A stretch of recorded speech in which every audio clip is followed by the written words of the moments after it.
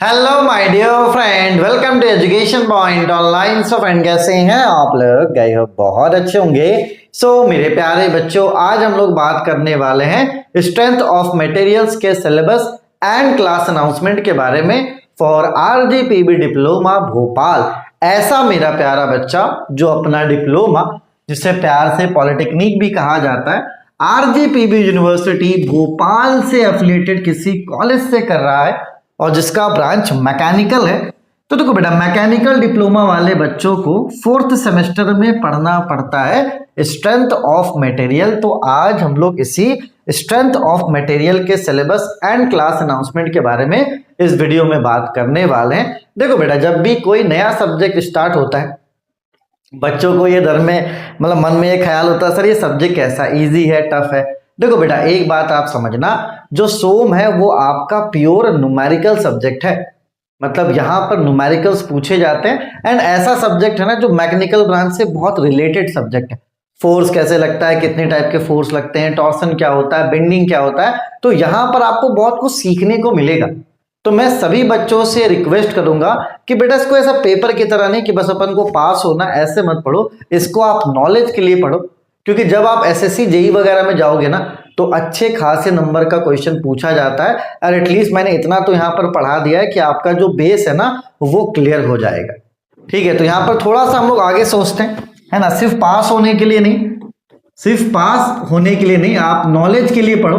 पास तो आप आराम से हो जाओगे, साथ ही साथ जब आप आगे तैयारी करोगे ना एसएससी जेई वगैरह का, ठीक है, तो वहां पर बहुत हेल्प होगा। और इस बार क्या है ना बेटा, एआईसीटी का जो आपका सिलेबस है उसमें कोर्स को थोड़ा बढ़ा दिया गया है ना। इससे पहले जो सोम था उसमें कोर्सेज कम थे, कंटेंट कम था, लेकिन अब क्या है बेटा कि एआईसीटी का जब से वहां पर लागू हुआ है हमारा सिलेबस, तो यहाँ पर कोर्सेज को बढ़ा दिया गया है। ठीक है, तो आपको अच्छे से पढ़ने की जरूरत है। चलिए बेटा, आप अपने सिलेबस का जरूर स्क्रीनशॉट ले लो। जैसे यूनिट 1 में आपको 2 चैप्टर पढ़ना है।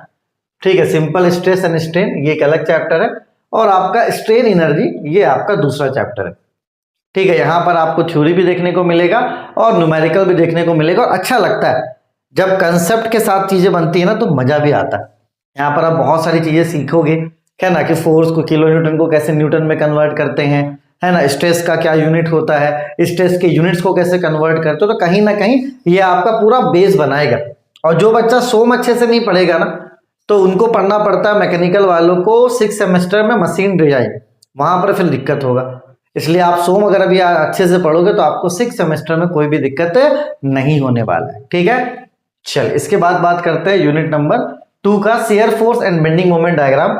देखो बेटा, ये वाला जो पार्ट है ना ये टफ है। तो जब आप अपने कोर्स में पढ़ोगे तो देखना कंटेंट में मैंने इसको क्या रखा है बेटा, सबसे लास्ट में रखा है।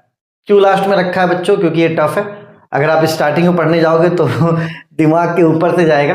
ठीक है, तो ये बात समझ लो, इसको आपको लास्ट में पढ़ना है। जब सारे यूनिट्स खत्म हो जाएंगे ना तब आपको यूनिट नंबर 2 पढ़ना। मैंने भी अपना लेक्चर डाल के रखा है, साथ ही साथ मोहन सर के भी लेक्चर मैंने डाल दिए। तो आपको जिनका समझ में आएगा, आपके पास एक ऑप्शन है कि ये वाला यूनिट आप उनसे पढ़ सकते हो। ठीक है, यूनिट नंबर 3 आपका सिंपल बेंडिंग और डिफ्लेक्शन ऑफ बीम है, जिसमें यहाँ पे 2 चैप्टर्स हैं आपके। सिंपल बेंडिंग एक अलग चैप्टर है, डिफ्लेक्शन ऑफ बीम आपका अलग चैप्टर है। ठीक है, उसके बाद unit number 4 torsion of shaft और स्प्रिंग, यहाँ पे भी 2 चीजें है। टॉर्सन ऑफ शाफ्ट एक अलग चैप्टर है और आपका जो स्प्रिंग है वो अलग चैप्टर। देख लो, एक एक यूनिट में 2-2 चैप्टर्स पढ़ने हैं आपको। ठीक है, लास्ट में आपका थिन सिलिंड्रिकल शेल, ये आपका आखिरी यूनिट है। अभी बेटा कोर्स में ऑफर चल रहा है, जो आपका फीस अभी 499 है ना, अगर आप अभी यहाँ पर कोड यूज करोगे SEM100 तो आपको ये जो कोर्स है 499 का ये 399 का हो जाएगा। ठीक है, तो अभी आप ऑफर का यूज भी ले सकते हो। अच्छा सब्जेक्ट है बेटा, मेरे हिसाब से अभी से आप पढ़ना स्टार्ट कर दो ताकि आगे चल कर आपको कोई भी दिक्कत ना हो।